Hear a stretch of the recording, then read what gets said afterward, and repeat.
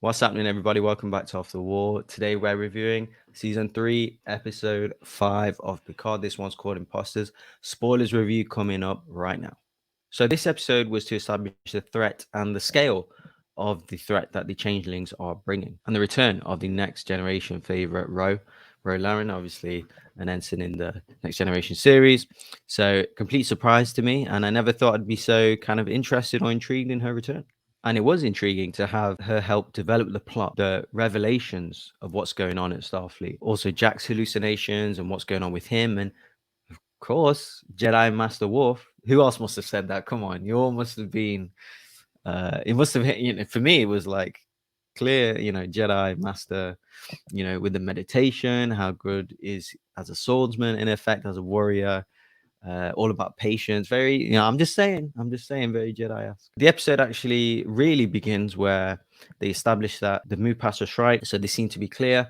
And over that, and Picard and Riker are preparing to face the music, basically, where they've commandeered a shuttle, they've endangered the lives of the whole crew, face the music in terms of facing up to Starfleet and answering for what they've done. And of course, Riker hands command back to Shaw. And Shaw, being his very witty and cynical self, lots of digs, particularly in the lift. And Shaw explains that Starfleet is on the way because he's called them very conveniently, and bringing up, Picard and Riker's past troubles or sins, and they've said they saved the galaxy a few times. Give them the day off. And the whole Raffi and Worf investigating kind of plot is obviously they're trying to find out what else was stolen from the Daystrom station, but they seem to have gone backwards a little bit, and they're fighting with underworld guys, gangsters. So in the end, they managed to find a device that enables them to bypass the security at Daystrom station. So I'm going to be honest, these Raffi and Worf scenes, although they have improved over the last couple of episodes, they do slow the show down. I'm much more interested in this stuff on the Titan. However, Worf does steal all these scenes, with his Jedi meditation, whether he's got a little apprentice there, whether if it's, explaining about patience. It just shows that he's growing as a character. And, he's no longer just a warrior. He's now, a master, now a teacher. Very similar to the Jedi. So I did appreciate that. But having said that, it is going on too long now. I really want them to connect with the guys on the Titan, and the rest of the Next Generation crew. So talking about the Next Generation crew, we are surprised on the Titan by Ro Laren, of course, a Next Generation favorite. And she also surprises Riker and Picard on board from the Intrepid. She interviews him, well, mostly Picard, and he is incensed by the questions being asked by an actual traitor to Starfleet. And he's clearly deeply wounded by her actions at the time of the events in the Next Generation, and that she's not wearing her Bajoran earrings. So Ro then takes Picard to the holodeck, where they have the closest thing to privacy that they're probably going to get on the Titan. And they both go on to kind of really explain that they are verifying their identity, in effect, via the kind of past, and going through all their kind of the heartbreak, the emotions, the resentment that they've gone through. It helps us because obviously whilst we're watching it, we do question whether she's a changeling or not. I mean, that's the purpose that's purposely written in that way. But we established as the audience that, oh no, we can trust her now because of all the emotions and all the knowledge she knows and what she's been through over the years since her kind of exit in the Next Generation season 7.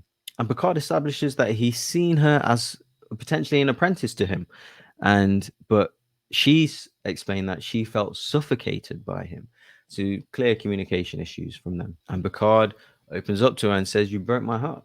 And she replies, "And you broke mine." Really heart touching stuff, emotional stuff. Another character kind of developmental plot line which helps move the story forward again. So this is fantastic writing, another emotional, heart driven scene. It shows how good the writing is, to be honest. And also, like I said, to establish for the audience that we can now trust this character and she's not a changeling. Really well earned. I enjoyed this whole arc for Ro. So now that everyone's trusting each other, we can now move forward with the mission.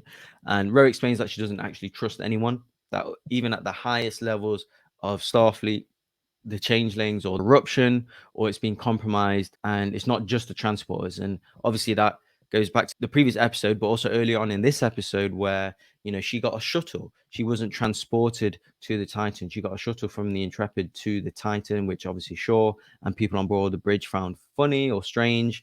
And also in the previous episode, we established that one of the changes took the identity, of the transport officer. Roe explains that there's issues fleet-wide, and there has been for months, and inquires to Picard about what his deal is or what's going on Frontier Day. Picard explains that he's just going to do a speech, and it's all a formality. Roe is worried that the entire fleet will be on display, and the security for the event is classified, where she's clearly been connecting the dots here. Picard acknowledges, but also asks, what has this got to do with Jack?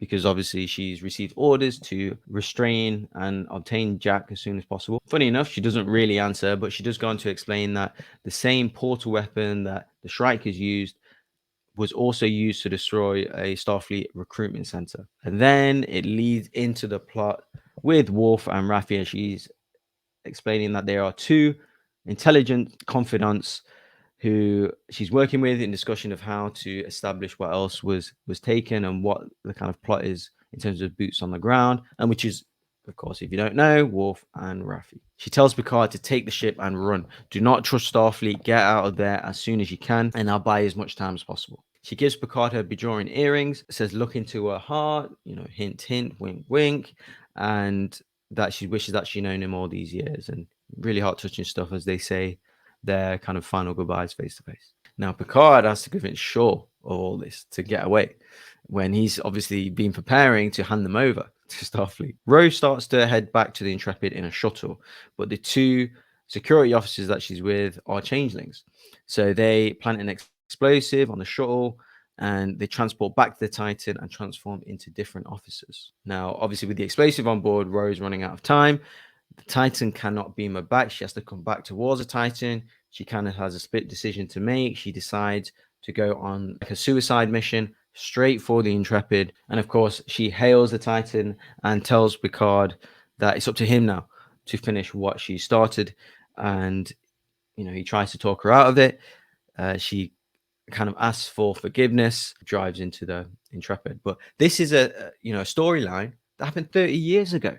That's been tied up, and I didn't think I'd care about this storyline, or it would help establish the scope and scale of the changelings or the antagonist in this episode have anything meaningful to say. But it did, and I thought it was really good. And the shuttle collides into the Intrepid, and Picard's devastated. Riker tells Shaw they're going to be framed for this and need to get the heck out of there. Really nice shot of the Intrepid coming up damaged, squaring off to face against the Titan about to be attacked. Shaw goes to Red Alert, actually listens to Riker, showing his character development as well. And, they manage to kind of beam away before the proton torpedoes hit them. They have a short discussion. They're coming to get us now. Shaw replies, who? Riker says, all of them. Then we get a kind of really weird, fast-paced scene of Jack killing 4 changelings, transformed as security officers, with super Jason Bourne style precision, even that he doesn't understand. And at the end of it, he sees the red door again and another dream and the spider weird things. So we still don't know what's going on there, but we're seeing it's kind of overtaking him. And now it's not just a dream, it's now reality. Riker's having a moment with Picard, who takes kind of Rose earrings, and they establish that they contain a holographic database with all a kind of research about the investigation and corruption going on at Starfleet at the moment. And they receive a transmission from Jedi Master Worf. Not really, it's just Worf. The joy on Picard's face to see his old friend again was wonderful. It's probably the best moment of the episode for me.